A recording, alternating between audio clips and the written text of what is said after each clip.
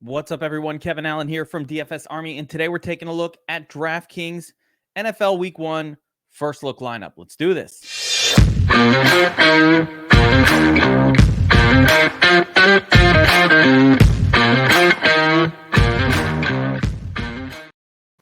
All right, it is early week. We're actually 2 weeks ahead of the start of the 2022 NFL season, and what we're taking a look at today is Draftkings, the salary algorithm, and kind of going through position by position, getting a sense of our first look at the DraftKings salaries. And we're going to build a lineup based off of that.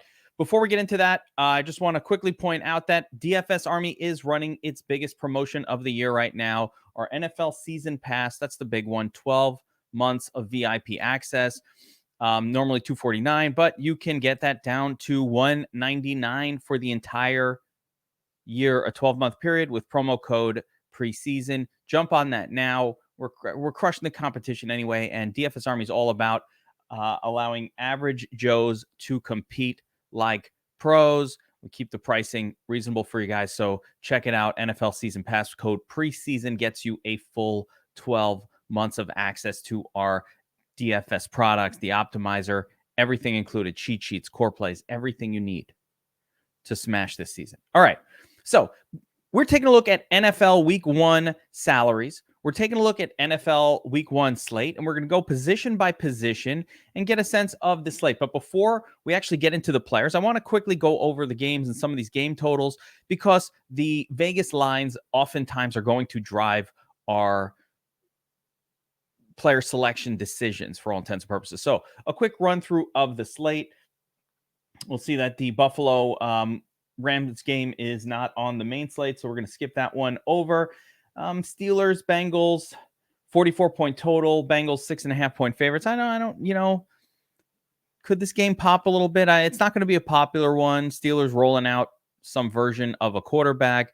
I guess the Bengals could do well here, but not too much stands out for me in a game like that overall. Then we've got the Eagles, Lions, 48-point total. This game does actually stand out a little bit. I really like the Eagles offense. I don't mind the Lions offense a little bit. Been watching, Hard Knocks, and it's hard not to get excited by what we're seeing on the screen. So everybody's a little bit excited about this Lions team. Amon-Ra, I don't really care for their running back situation, but between Amon-Ra, St. Brown, and Dallas Goddard, there are some interesting pieces. Of course, Jalen Hurts there. So we'll keep an eye on them. Colts, Texans, 44-point total. Colts massive favorites. This game kind of leans. I mean, the chalk view of a game like this would be, Jonathan Taylor looks pretty good in this spot, and I have to agree. I'm not sure I'm really expecting Matt Ryan Pittman to be a super popular stack or something that people use a lot of. I don't know that people expect the Texans to keep it competitive, but maybe they could. So this will be a GPP kind of situation, maybe interesting leverage spot where you get off of Taylor and you kind of do a little Ryan Pittman stack. That is the perfect approach to leverage. The Saints-Falcons game, that is a very low total, and I'm kind of thinking about betting the over on this one. 41.5 seems low. Obviously, week 1 bets are a little bit scary. We don't really know what we're going to see, but I think the Falcons offense might not be as awful with Mariota under the helm as people might think, and Saints with Winston could be a much higher scoring team than they're getting credit for this year with the return of Michael Thomas and Olave's emergence, and Kamara's back. So they have their whole repertoire, their full offense available to them. 41.5 seems low, but again, will not be a popular game to target in DFS. I guess maybe some people are talking about Drake London, but I think week 1 is too soon for rookies. Ravens-Jets looks like a smash game for the Ravens defense. Joe Flacco at the helm for the Jets doesn't inspire confidence. There's a bit of like a revenge factor, I guess, here with Flacco being a former Raven, but I don't really buy into that. Certainly, the Ravens offense could do some damage in a game like this, but the Baltimore's been a team that's been pretty happy to sit back and rely on their defense when they can. They don't tend to want to put Lamar Jackson into dangerous situations if they don't have to. So, assuming the Jets are going to get their asses beat here, I'm not really sure if I'm super excited about that game. Patriots, Dolphins, 45.5 point total. Close game. Dolphins slightly favored at home. That one's interesting, and I think we might be able to sort of get some value pieces out of a game like this. So I'm not writing off that game at all. I think there are some interesting spots to look at. The running backs for both teams, though, very questionable. We'll talk about the running back position specifically. Continuing on, Browns Panthers has the lowest total on the slate. I think the only viable option in that game is Christian McCaffrey. He'll be popular for a 41-point game total player, but healthy Christian McCaffrey almost always produces 25 plus fantasy points. So, fine by me. 49ers Bears, another game with a super low 41-point total. It's week one, so some of these totals are going to be really, really off.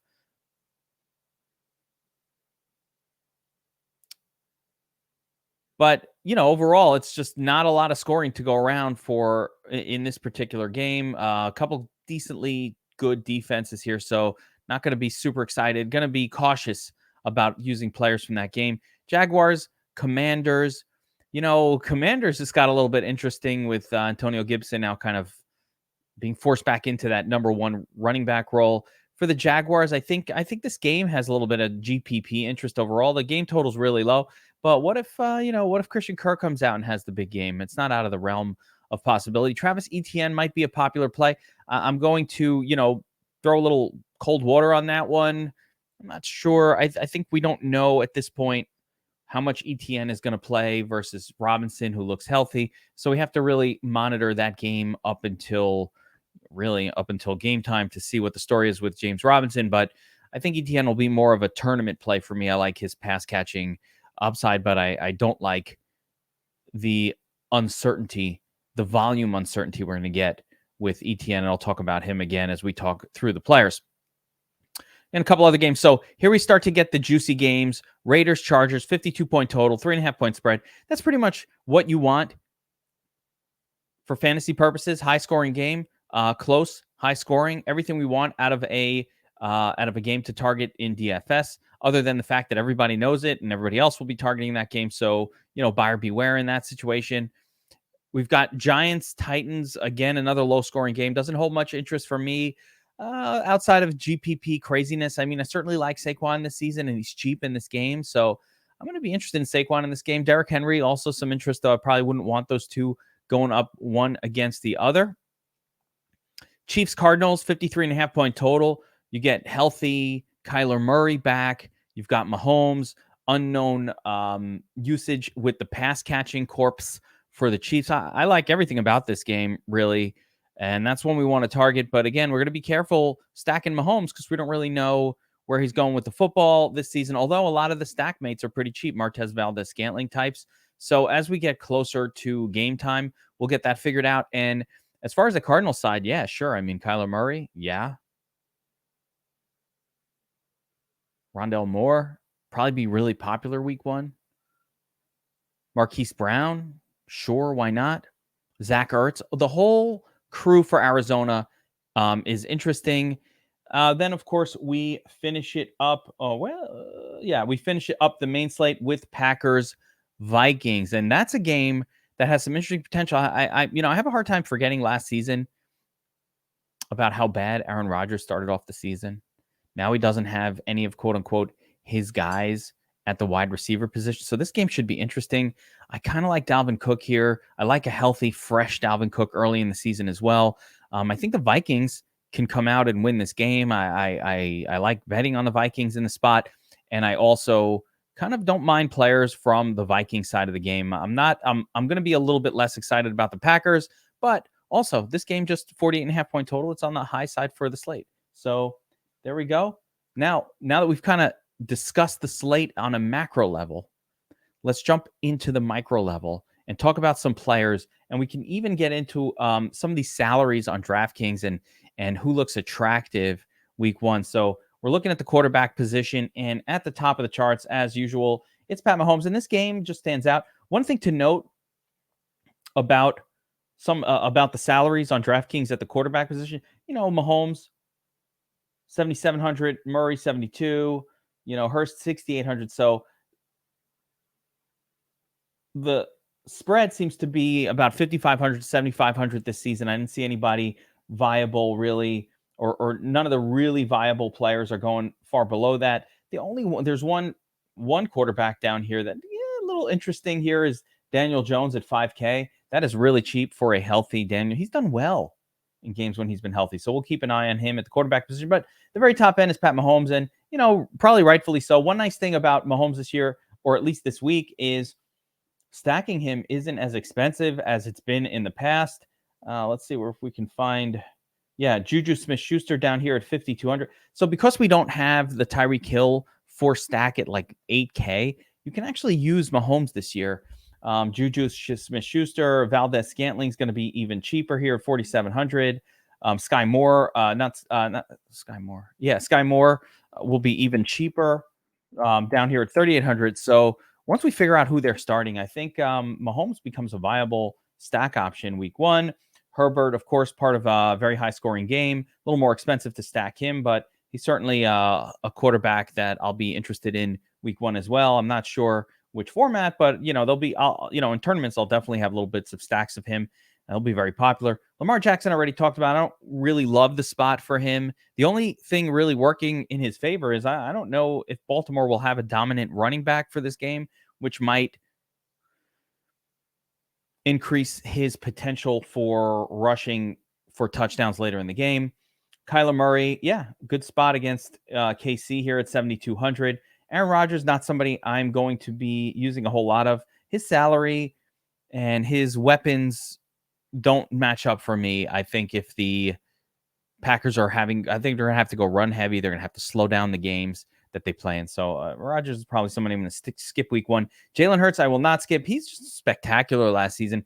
And in order for Hurts to really have a good game, he needs his opponent team to keep up. So Hurts is a player that I think it's very important to, when I'm handcrafting a lineup with Jalen Hurts, I want to make sure I get a player or two from his opponent team. So it might be a Swift, it might be an Amon-Ra, something like that.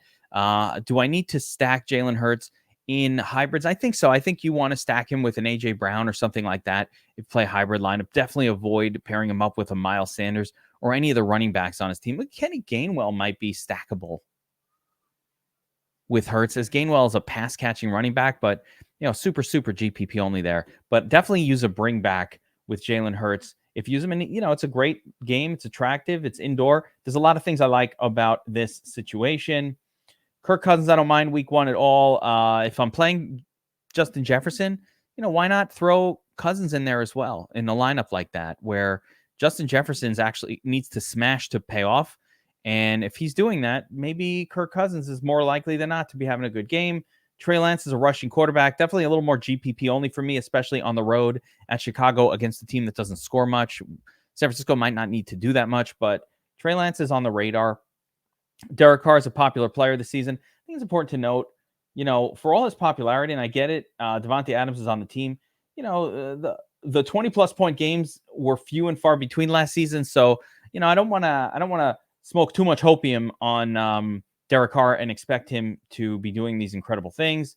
Tannehill is not really somebody I'm going to be interested in. Tua, probably not the best play, facing a pretty good New England defense. I usually don't target New England defense with opposing players. They're just good. Trevor Lawrence looks interesting at 5,600. GPP, shock the world, stack with Christian Kirk. Why not? Right? That's GPP. We're trying to win the millie. That's the kind of stacks that we want to build, those ugly stacks.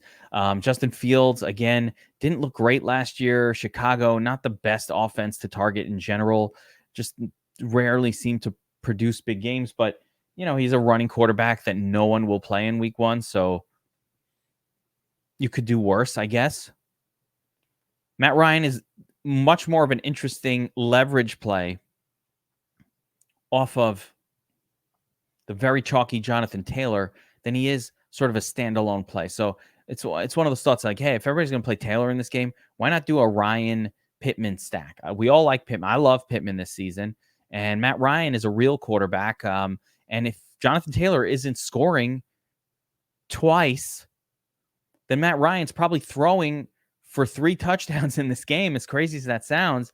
So why not take a chance in tournaments? You can't rely on the floor and cash because they could just hand it to Taylor and him do his thing a whole game. But in tournaments, I'm really interested in it. Just as a contrarian leverage play off the very, very popular Jonathan Taylor. Moving down our list, the last quarterback that pops out for me is actually, as crazy as it seems, Daniel Jones. And this kid's had good games over the course of his career. I'm just going to show his game logs. But he started off the season last year, 22, 29, 30 fantasy points. He got hurt, and then, the team just fell apart. The coaching staff was bad. They have a good coaching staff this year, better talent at the wide receiver position. They have a pass-catching running back who's going to be doing a lot of damage. So I'm very interested, as crazy as this might seem, in Daniel Jones week 1, even possibly in cash games, just for the pay down option, just for the cheapness. I mean, he only needs to get you about 15 fantasy points to be worth. All right, here's how the math works. Daniel Jones at 5K, if he gets us 20 fantasy points, that's the equivalent of one of these $8,000 quarterbacks like Pat Mahomes, 8, 16, 24, 31, 32. Mahomes needs about 30 to 32 fantasy points to justify his salary, where Daniel Jones only needs 25. Now you might be thinking, 20. That's a 4X for each guy. Now you might be thinking, well, Mahomes is much more likely to get 30 than Daniel Jones is to get 20. I'm not so sure about that. But I want to talk about the 5 or 6X scenario, right? How does a quarterback really propel you into a tournament winning lineup? What if he gets 5 or 6X salary? Daniel Jones, listen, 6X is a stretch, but 30 fantasy points is not out of the realm of shit that could happen for Daniel Jones in the right scenario. He runs for some. He has a great game. He scores 28. That could happen. He runs with the football every once in a while. Whereas paying up for, let's say, a Justin Herbert, he needs, again, 7, 14, 20, 28, about 30 fantasy points to get 4X, 37 for the 5X, and about 45 for the potential 6X. So, 6X from a 7K player is certainly worth more, but I mean, how often is he putting up 45 fantasy points? There's a 38. There's a 45. So it happened once last year. So it could happen. It's in the realm of shit that could happen. He only did it once last year, though. Now, again, in fairness, he was hanging around the fantasy, averaging about 25 fantasy points per game. 25? Okay. Just under 3X. Keep it in mind. So cheap quarterback, always interesting as a potential play. Now, let's run through the running back position and kind of go over some of these guys. I'm going a little more in depth this week because we have a lot of time for week 1. So why not spend a little bit of time on the week 1 slate? So looking at the running back position, Jonathan Taylor, again, he'll be very, very popular. He's very expensive at $9,100, but he'll be a popular play. Really doesn't have many duds. Last season, he just was really consistently good. Rough early start, but when they just started to kind of go to him as the prime workhorse, I mean, 34, 31, 22, 21. Now, it's important to note, again, at 9K, 9, 18, 27 fantasy points is the requirement, even for sort of a cash lineup. I think that's a reasonable expectation. Again, he averaged 24, so about a couple, 24 points, let's say, and you're kind of like, all right, I got what I needed. But that will not win you a tournament. If you play Jonathan Taylor or a 9K running back and they only get 24, 28 fantasy points, 3X salary, that's not a tournament winning play. He needs to get 35 plus fantasy points to help your tournament lineup, help propel it into a tournament win. So understand that you don't need to have too much FOMO about Taylor in tournaments, not playing him, because he really needs to put up 35 plus to hurt you. In cash games, though, he's probably going to put up 25 fantasy points in a game like this. It's a fair floor. 20 points is probably a fair floor. So in cash games, he's a very interesting play if you can afford him. Derrick Henry, wide range of outcomes, but another player that healthy beginning of the season. Yeah, 8,600. Sure, why not? We know Henry has monster games in him. Last year, beginning of the season, 50-pointer, 35, 38. I mean, he was doing 4X frequently. So Derrick Henry is a surprisingly safe floor kind of a play, and definitely somebody I'm okay with in both cash and tournaments as well. I'm going to say similar for Christian McCaffrey. I don't love the low total on this game, but there's just no precedent to Christian McCaffrey starting a full healthy game and not putting up 24, 25 fantasy points. He just always seems to do that. So I think that's fine, even in a game with a super low total. Austin Eckler, yeah, another one. Lots of passing game work potentially in one of the higher scoring games, projected games of the season.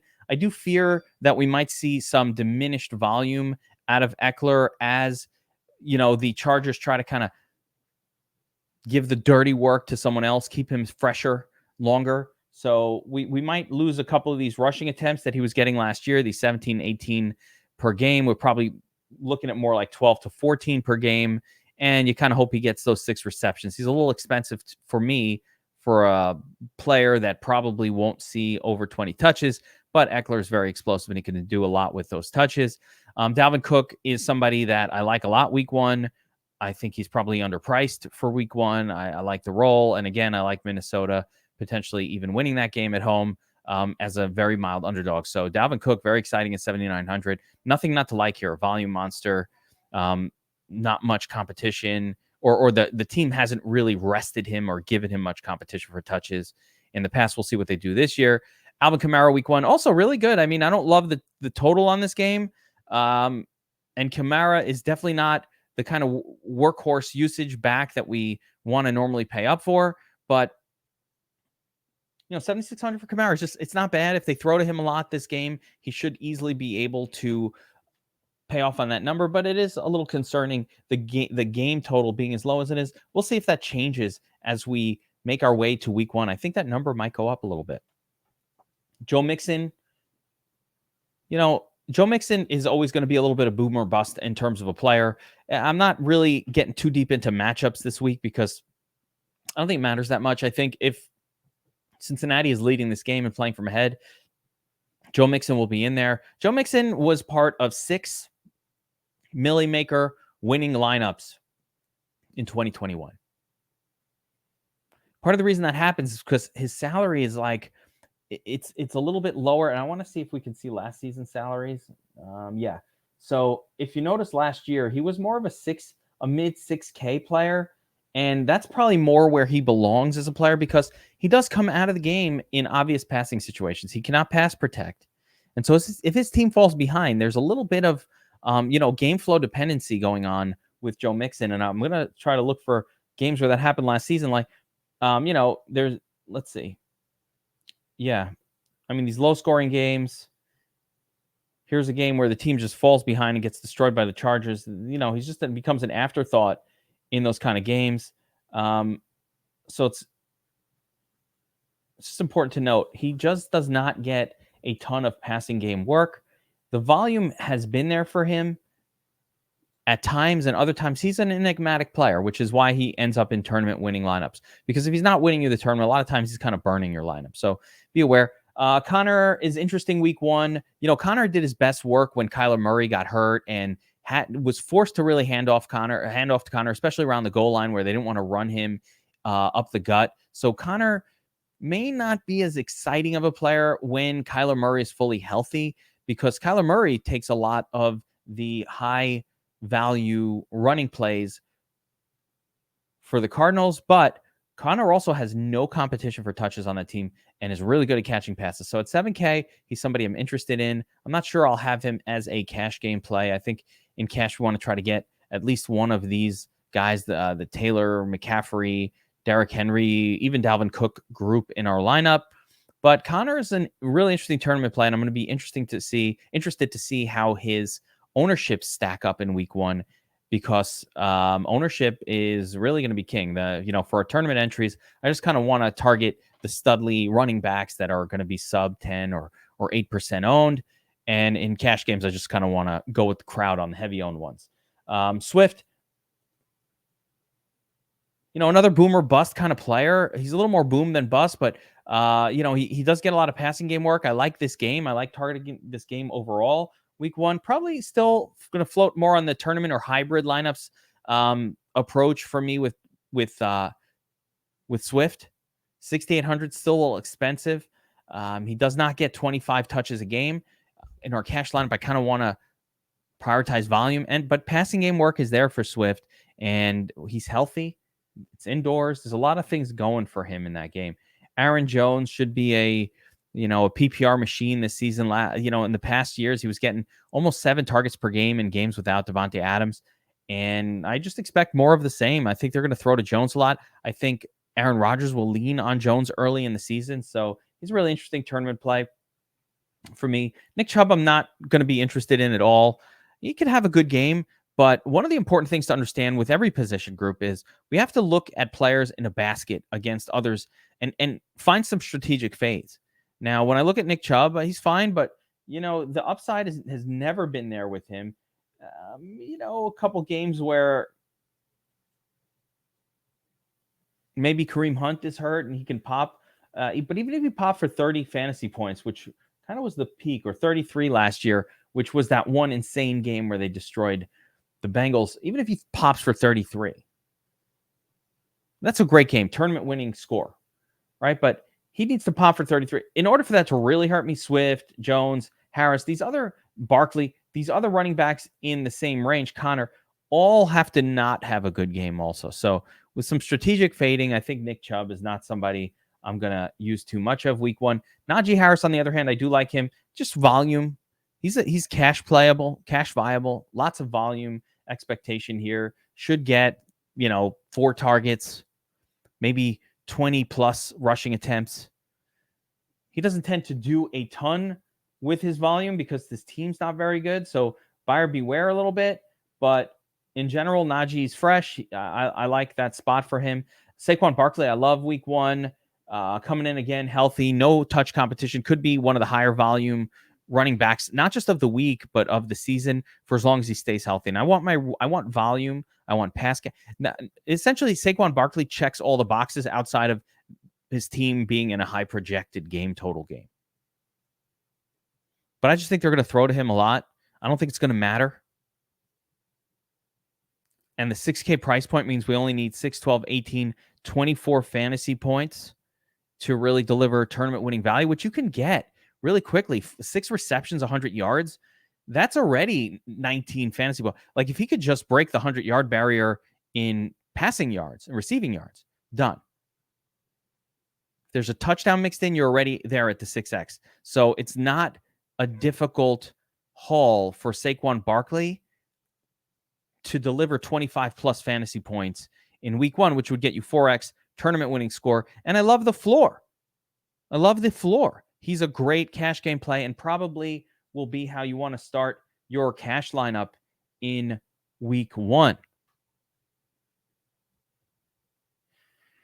David Montgomery, nice spot here. Najee Harris, again, we'll get that volume. I talked about him. David Montgomery, fine. I kind of want to see how they use him. I don't love the game total, but Montgomery's probably playable at 6K. Not the biggest upside guy, but probably a reasonable expectation would be for him to get, around 20 fantasy points in a game like this, which for 6K, not bad at all. Antonio Gibson just became viable because of the incident with Brian Robinson Jr. The Commanders are now going to have to roll out Gibson as their RB1. The donkeys that drafted him will feel redemption, but it is what it is. So Gibson's a viable running back in week 1 for me. I'm not a big Damian Harris guy. Kareem Hunt, I just never play on DraftKings. I don't like the volume. Travis Etienne, we're getting towards the end of the usable running back group. Travis Etienne, I think there's a little hopium here going on. I like him. I like his passing game usage, but we just have no idea what kind of split he'll be in with James Robinson at this point. And without the ability to sort of know that, I think it's all very speculative. It's a low-scoring game already, but I don't mind Etienne in tournaments, GPP only, but we cannot accurately assess his volume in cash games unless we find out that Robinson isn't playing or something like that. J.K. Dobbins still got the Q tag. Bryce Hall on the Jets. Again, unknown usage. Michael Carter and him have been pretty much splitting reps. I don't like this. I don't like that one bit. So we don't know what his usage is going to look like. Clyde Edwards-Helaire, another guy I actually kind of like in week 1. I mean, again, the usage is not clear, but what if they use him a lot? No one's going to play Clyde Edwards-Helaire. No one likes him. I like Clyde Edwards-Helaire.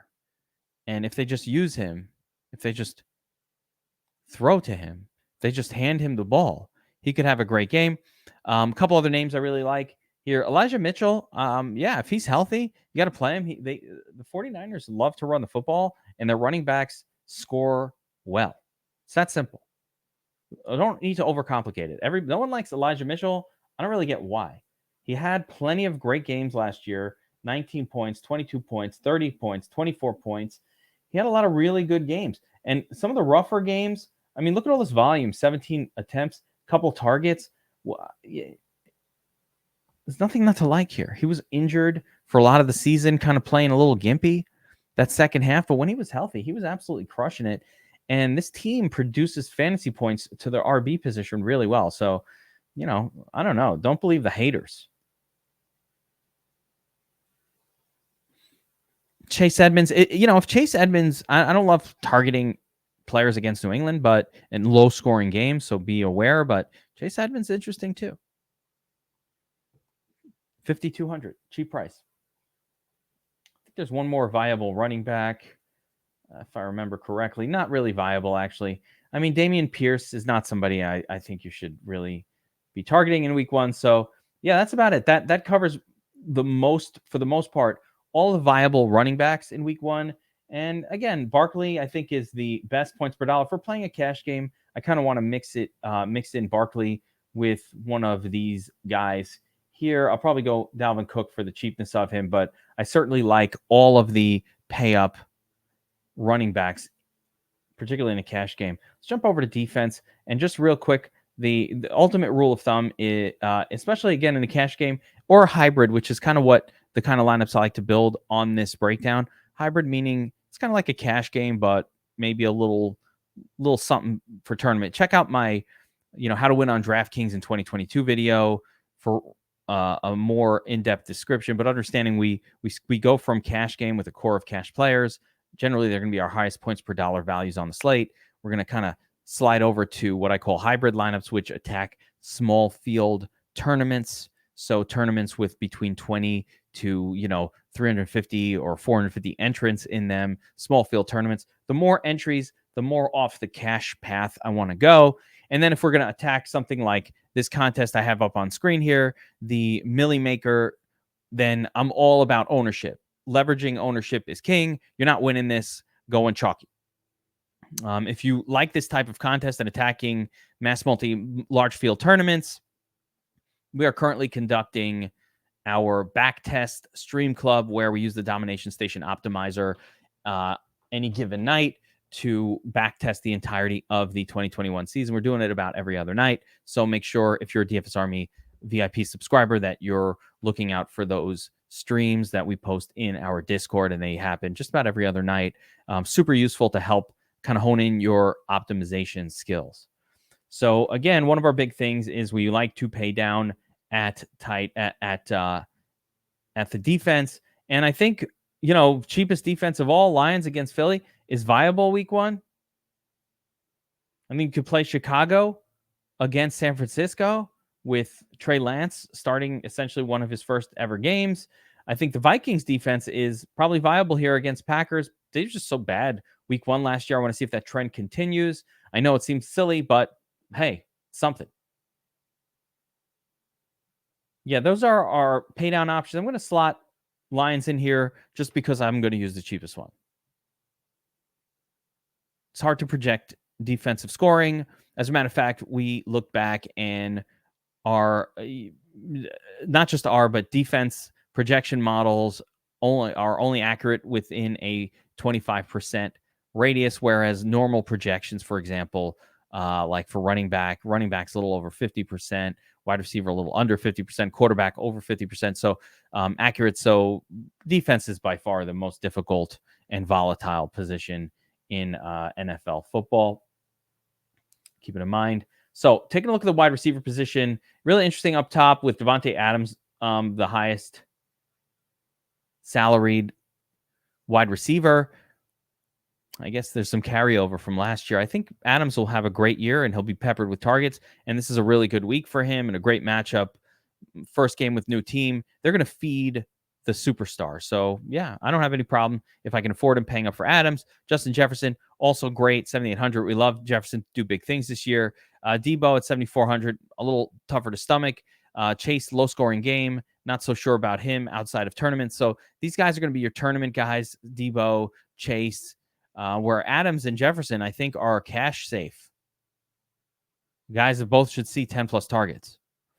Keenan Allen, another volume guy, doesn't have a ton of upside, but did tend to get the volume last year. Those, again, the upside was never there. So I don't know how viable of a play this is. 13 receptions, 12 times. This is sort of the ultimate game for Keenan Allen. He only scored 25 fantasy points, 7, 14, 21, 28. So still just barely, just under 4x his salary. I think the salary is probably a little higher than what I'd want it to be. I kind of like Mike Williams a little more. He's got a little more upside. So if you look at last year's returns, if I'm going to do a Herbert stack, I want the guy that can put up 40 fantasy points, not a guy who's going to top out around 25. So I'd rather stack Herbert with someone like Mike Williams. Mike Williams, though, not a cash viable play. Tyreek Hill also not really cash viable for me. We haven't seen him in this new offense. I think he could have a good game, could have a great game. And 6,800 may be massively underpriced for Tyreek Hill. But, first game back, GPP only. A.J. Brown, people keep talking about the diminished volume with the Eagles, but he never got a lot of volume. I guess this one game he did. But in general, he never got a lot of volume with the Titans and was still able to produce some smash games. 8 receptions, 30 fantasy points there. There's that one big smash game where he did get the volume, and man, we'd love to see a little bit more of that. But yeah, 5 receptions, 28.2 fantasy points. So Brown can do it without a ton of volume. I like his GPP upside, but I definitely love pairing him up with Jalen Hurts to start what I would call a hybrid lineup. If I'm making a lineup like this, I do want to bring back somebody on the Lions. So we'll keep an eye out for Lions wide receivers. Amon-Ra, St. Brown is of interest at 6K. Might be a little spendy there. And the only really other player on the Browns that on the Lions that I think is viable, I guess Hawkinson, a tight end, or Swift at at the RB3 spot. So AJ Brown, I'm interested in. Week 1, certainly like what he brings to the table. A couple other names in this zone. A lot of the 6K wide receivers look pretty good. Brandon Cooks just had big game after big game last year. Didn't need touchdowns, just so much volume, and he just put up big numbers, 10, 11 targets. All those targets, just they get him there. When he gets those targets, he gets you 20-plus fantasy points, and it's 6,300. You need about 25. He could get there. Marquise Brown, first game with the Cardinals. I think I will reserve him for Kyler Murray stacks, but I like it. Or with Mahomes bringbacks, something like that. Amon-Ra St. Brown mentioned, if this was a massive GPP lineup, I definitely want to do a bringback. But in a standard hybrid lineup, I'm much more concerned about points per dollar value and using smart players at low ownership.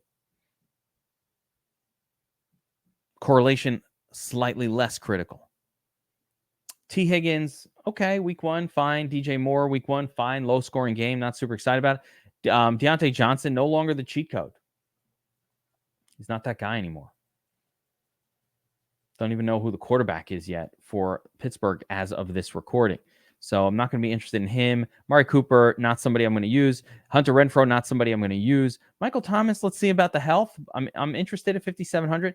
But I got to find out if he's fully healthy. Darnell Mooney is interesting. Again, low-scoring game, but he gets all the targets from Chicago. So even if Fields only throws 25 passes, that means Darnell might get 8 or 9 or 10 of them. He gets a solid 30% workload in that offense. And now with Allen Robinson gone, I don't see that getting worse.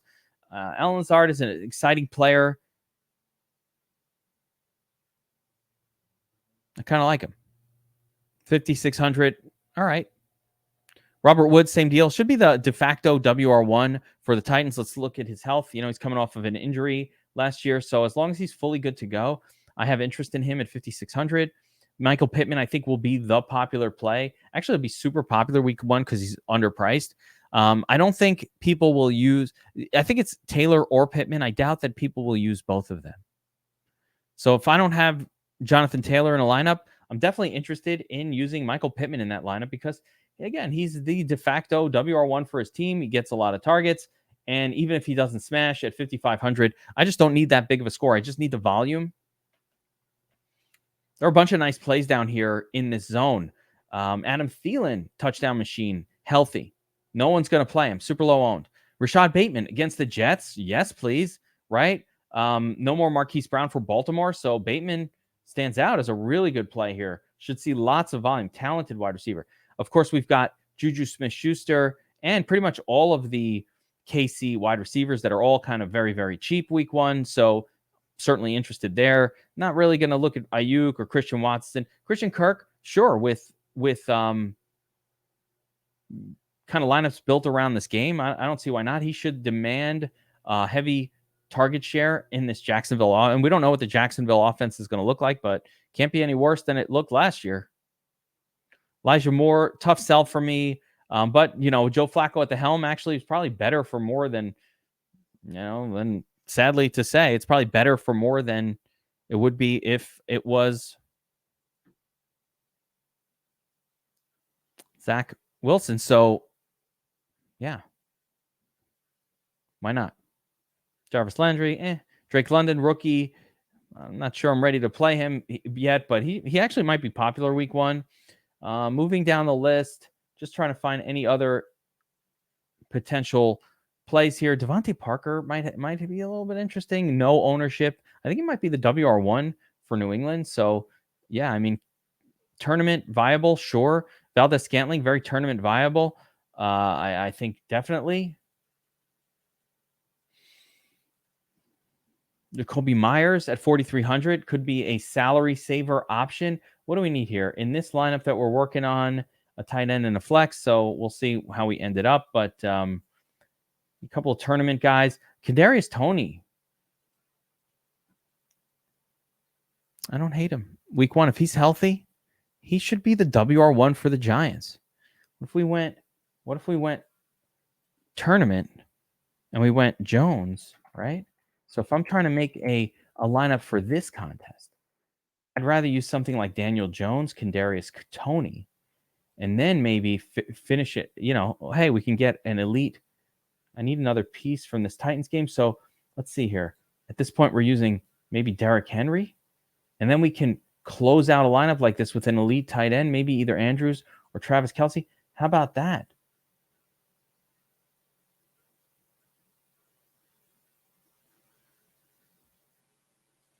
Can pay up a little bit more on defense if we want. Bears at home? Sure, why not? So how about this? Giants, Daniel Jones, Barkley, Kadarius Toney. With Derrick Henry bring back. Do we need another bring back from Tennessee? Woods, Bobby Trees can afford it. Probably can make it happen. In order to do it, probably have to move off of. I think it might be too much, but can do it. Don't need it, but why not, right? So now we got the serious stack. Running back and wide receiver from both teams is crazy. For $5, why not? Marquis Brown. I think Michael Pittman's going to be a little too high owned for me in a Giant tournament as well. So let's see if we can get away from some chalk. Yeah, I'll go right back to Bateman there. I don't want that much chalk. I like it. So this makes for a really interesting large format GPP lineup for week one. Very low owned. No one's going to have it. Big stack, lots of correlation. Check that out. So anyway, moving on, we'll just do our last position group, which is the tight end position. And real quick, Mark Andrews against the Jets. Sure, why not? Sure. Great. Travis Kelce, got to love him. I don't care about Arizona being good against the tight end. Travis Kelce should be the de facto number one wide receiver for the Chiefs, but either of Andrews and Kelce are great for me. George Kittle's not a guy I'm going to be high on this year with how infrequently San Francisco throws the football. Kyle Pitts, again, Not somebody I'm going to be high on week one. Just not excited about it. That game total's so low, and it's good defense, so I'm not going there. He's a little too expensive, way too close in price to these two studs. If I'm not going with Andrews or Kelsey, I'm making my way under 5K. Well under 5K. Hawkinson, interesting in games, in lineups built around that game. Dallas Goddard, same deal, like Hawkinson, like Goddard. Zach Ertz, great at 4,400. Love him. Lots of volume. Look at his volume from last year. 10 targets, 9, 11, 13. Guys, did we forget that this happened? Look at all these targets. 7, 9. This is a tight end who's being targeted like a wide receiver, and he's 4,400. It's fucking ridiculous. Zach Ertz is a great play, and he's the cash play. Right? All those targets, yeah, I'm going to play him in cash. Dallas Goddard, he's right up there too. He won't have as many targets most weeks, but I mean, again, 12, 7, 9, 6. This is a tight end being used like a wide receiver. Now, again, with the addition of A.J. Brown, I'm worried a little bit about some of those targets, but yeah, I like that guy. David Njoku is an interesting play in week one because, Jacoby Brissett definitely likes to go to the tight end position. Austin Hooper has some sort of GPP appeal, I would say. Cole Kmet, sure, why not? Lots of volume expectations with so many fewer pass catchers on his team, although, who knows what he's going to deliver. Evan Ingram, I don't hate in week one. So the cheaper it goes, there are lots and lots of cheap tight end options. I would kind of break it up like Andrews, Kelsey at the high end. Sure, why not? If I'm going to do a middle price, it's Hawkinson, Goddard, or Ertz. And then if I want to save on tight end, any of Hooper, Kmet, Evan Ingram, they're all viable plays. I don't see maybe trying to see if there's anybody who's really incredibly cheap that we could potentially use.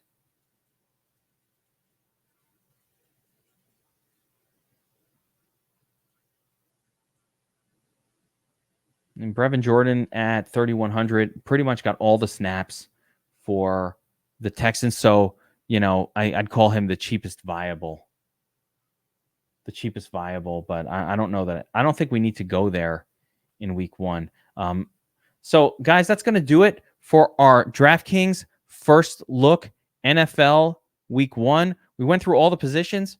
We kind of got an overall sense of the slate. We built a GPP lineup. Kind of covered which players we want to target and which formats. So, tune into the channel. Make sure you like and subscribe for more of this stuff. We'll have our FanDuel first look video out as well. And throughout the entire week, we have so much DFS content coming at you. It's going to make your brain explode. So make sure you're subscribed to the channel and make sure you click that notification bell as well so that you're notified as soon as the next video comes out. That's going to do it for this one, guys. Good luck this week, and I'll see you on the next one. Deuces.